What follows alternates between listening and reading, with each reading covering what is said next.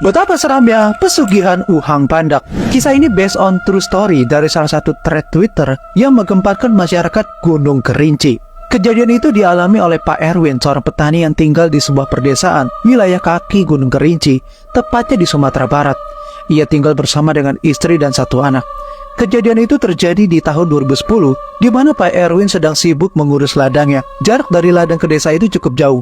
Hal itu yang memaksa Pak Erwin harus menginap di ladangnya selama beberapa hari. Di ladangnya terdapat gubuk, tempat untuk beristirahat Pak Erwin. Untuk kebutuhan sehari-hari di ladang, Pak Erwin harus menyediakan stok makanan dan minuman untuk beberapa hari ke depan.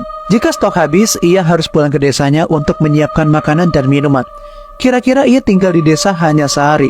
Setelah itu ia kembali lagi ke ladang. Ketika itu Pak Erwin baru aja sampai ke ladang. Dia bawa stok makanan dan minuman dan menaruhnya di gubuk. Gak lama kemudian istrinya kirim pesan lewat SMS ke Pak Erwin. Istrinya bilang kalau ada tetangga yang baru aja meninggal dunia.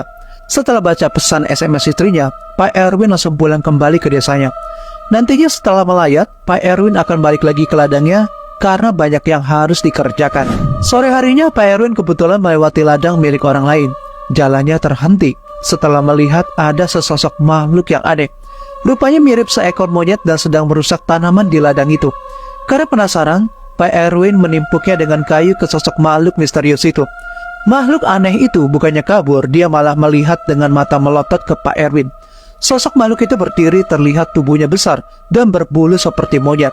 Karena takut dengan sosok itu, Pak Erwin perlahan-lahan mundur dan segera meninggalkan makhluk misterius itu. Sesampainya di desa, Pak Erwin mampir ke rumah Pak Henry. Pak Henry berprofesi juga sebagai petani. Mereka berdua pun ngobrol sampai akhirnya Pak Erwin mulai menceritakan sosok yang ia temui di ladang. Mendengar hal itu, Pak Henry juga tahu soal keberadaan makhluk tersebut. Dia bilang kalau warga di desa ini di sana udah banyak yang membahas soal sosok ini. Makhluk itu bukan hewan ataupun manusia, akan tetapi makhluk itu sebangsa jin. Ia menduga kalau pemilik lahan yang ditemui Pak Erwin itu adalah semacam pesugihan untuk penyuburan tanaman di ladang. Pak Henry juga bilang mungkin hewan itu adalah spesies yang belum pernah ditemuin. Setelah mendengar penjelasan Pak Henry, Pak Erwin masih ragu dan memilih untuk segera pamit pulang ke rumahnya.